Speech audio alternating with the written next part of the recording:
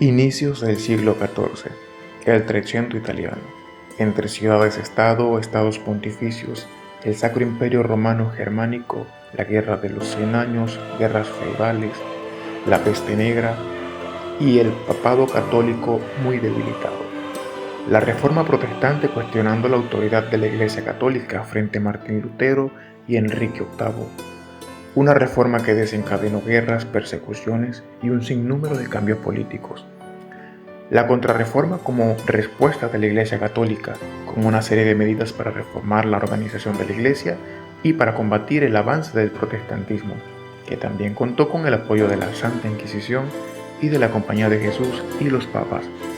Las guerras de religión, que posterior a esto fueron conflictos que estallaron en varios países europeos entre el siglo XVI y XVII debido a las tensiones entre los católicos y protestantes. Las guerras de religión fueron especialmente sangrientas en Francia, Alemania y los Países Bajos, y causaron millones de muertos, desplazados y refugiados. Las guerras de religión terminaron con la firma de tratados de paz que reconocieron la libertad de culto y la tolerancia religiosa. Muchas de las prácticas de los años anteriores fueron cuestionadas hasta forzar una reevaluación de los valores medievales, dando como resultado el desarrollo de una cultura humanista estimulada por los trabajos de Petrarca y Giovanni Boccaccio. Estos hechos propiciaron la revisión y el estudio de la antigüedad clásica, de lo que surgió el Renacimiento. Las guerras de Italia también involucraron a las principales potencias europeas y a las ciudades-estado italianas entre 1490 y 1560. El motivo principal de las guerras fue el control del territorio italiano, que era considerado un centro estratégico, económico y cultural. Las guerras de Italia pusieron fin a la independencia de las ciudades-estado y marcaron el inicio de la hegemonía española en Italia. Entre los años 1300 y 1400 de nuestra era, en la región italiana de Florencia, se vivió un florecimiento de las artes, la cultura y la economía, a pesar de los conflictos de la época, y gracias al mecenazgo que brindaba financiamiento y cuidado a varios artistas de la época por parte de familias adineradas como los Medici, los Martelli y los Strozzi.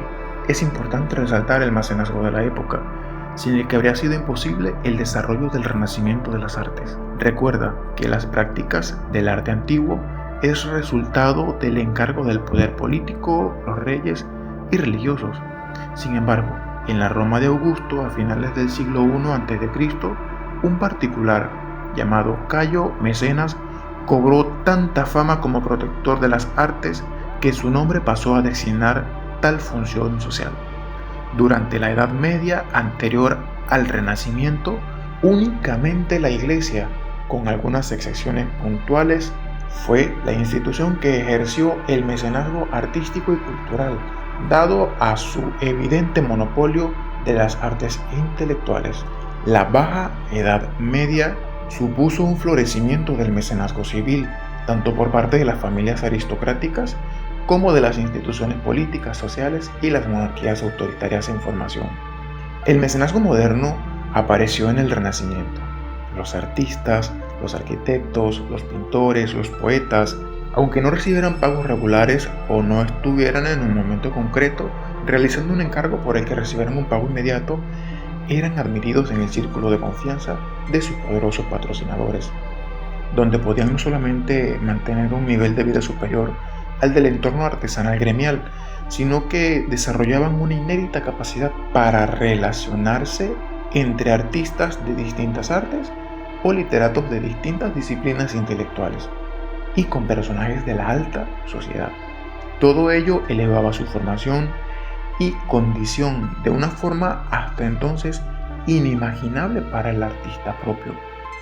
Se fue perfilando un tipo ideal de artista universal y humanista que define la época.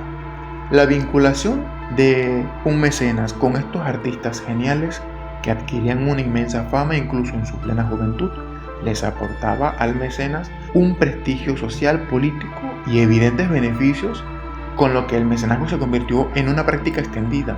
Familias como los Medici consiguieron rodearse de los artistas y humanistas más importantes, convirtiendo a Florencia en un centro cultural de su época. la protección de las artes pasó a ser una actividad competitiva entre las ciudades italianas, el papado y las monarquías europeas. Bajo la protección de los Medici, desarrollé mi obra. Hola, soy Donato di Niccolo di Bettobardi. Mis amigos me llaman Donatello. Nací en Florencia en 1386. Fui un artista, pintor y escultor italiano de principios del Renacimiento, uno de los padres del período junto con Masaccio. Trabajé la escultura monumental y el estasiato, que es un tratamiento del relieve, logrando representar una gran profundidad en un plano mínimo. Desde pequeño mostré interés por las artes y empecé a trabajar muy joven como aprendiz en el taller de Lorenzo Ghiberti, el autor de las puertas de bronce del Baptisterio de San Juan. Conocí a Filippo Brunelleschi, un arquitecto y escultor que se convirtió en mi amigo y mi maestro. Con él viajé a Roma, donde descubrí las maravillas del arte antiguo que me inspiraron para crear un nuevo estilo basado en el realismo, la expresividad y el movimiento.